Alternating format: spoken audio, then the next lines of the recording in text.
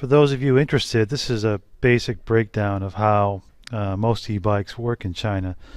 This model here is a little more durable and has better suspension prospects than most of them. You can see here it's got a full fork with a full suspension on there, and bicycle-like motorcycle tires with spokes. And you've got, of course, a circuit board or circuit boards with converters in the handlebar area that will link up to a battery pack of cells that usually go around the floorboards of the bike. And this can be any kind of arrangement, any kind of power, but most likely there'll be about 6 separate battery pack cells, and that helps with basically keeping duration of charge better, because if you have one cell and there's something wrong with that battery cell, obviously you're going to be SOL if that happens. But if you have 6 cells or more, if one of the cells goes bad, it doesn't bring down the operation of the bike, and it doesn't take away from the totality of the power that can be available.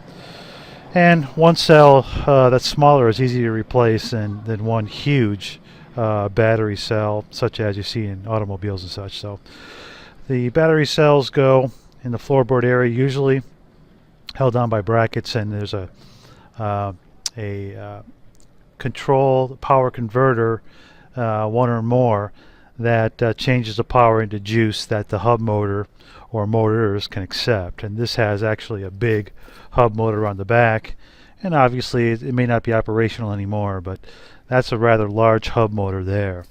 Don't know how efficient it is, but they're getting more and more efficient and smaller, these hub motors, and some bikes have 2 hub motors in the front and the back.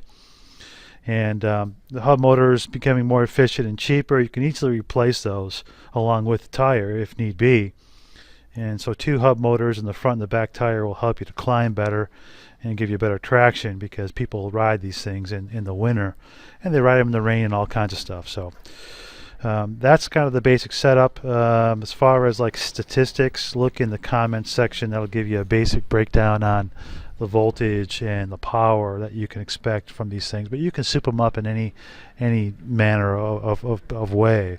And a lot of these kids have bikes that are modified, souped up, that have LCD screens and have all kinds of power arrangements, to the point where they're putting out more power than a motorized bike. And that's really kind of exciting for most people that can't afford a car. They can easily get one of these, modify it, soup it up. Replacement parts are dirt cheap, and they can get around quite well. In fact, if I would have one of these if I wasn't in love with motorcycles so much. I had a motorcycle years ago here in China. Loved riding it. Obviously it's more expensive, because petrol is more expensive here per liter than it is in a lot of places.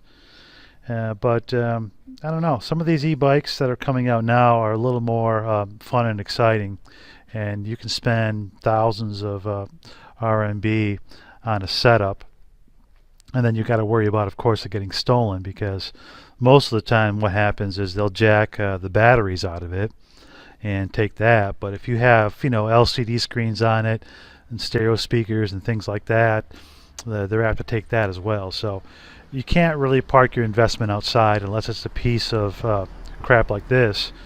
You can just take the battery packs out of it and just park it outside and have no worry that anybody's going to steal it. But you never really know here.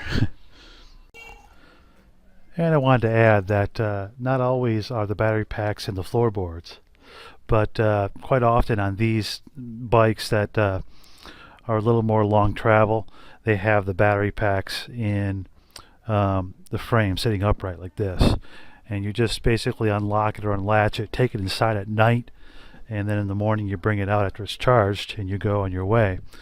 And that's usually how it works. So that column right there is full of battery cells, and the controller mechanism, the controller box or circuit boards, on this particular model are in the floorboards, and it goes back to the hub motor. So that's basically how it is. And as you can see, better suspension on this, longer travel, but the downside is it may not be as comfortable a ride if you're a wide body. What's happened over the past decade or so is that even the car manufacturers and like name brand clothing and outdoor goods companies have gotten into the e-bike game. Here's a Pago hybrid bike. It's got hub motors on the front and back wheel. Super lightweight, collapsible, and that right there is really a designer e-bike. Some of these you can fit into suitcases, and I'll show you that also, but definitely more and more e-bikes being trendy, and having name brands associated with them. Other type of e-bike are these, and you can see the seat is bigger, so if you're a wide body, it's more comfortable to sit on.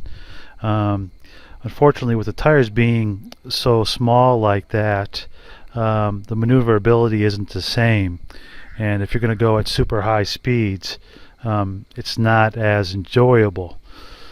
So these particular e-bikes have the battery cells in the floorboard, and that's usually what it's like. But then you got these, which are kind of like in between the bicycle, motorcycle size, taller e-bikes, and then these, the lower sitting e-bikes that have more features on them, like hand warmers and seat warmers and things like that. And these right here, the battery pack usually comes out right behind the seat, and you pull that up and pull it out, and it kind of gives you the best of both worlds. These are rather durable, really, and you see a lot of these around that are just beat to hell, but they seem to last. They're a little bit lighter weight, but they last just as long or longer than the other e-bikes. And then there's one that's really more of a size for a child. And you can see the hand warmers in the front and the bonnet in the front, just to get some relief from the windshield. Okay, and then we have this variation of the new generation of e-bikes. This is completely foldable and can break down into a suitcase. Collapsible everywhere, the stem, the seat post, and so on, and foldable in the middle of the bike there. So it's got your traditional sprocket and chain powered by pedal, and it's got the big battery pack with the hub motors on it. Looks like the hub motor is only on the front tire on this one. And the back tire has the chain and the derailleur.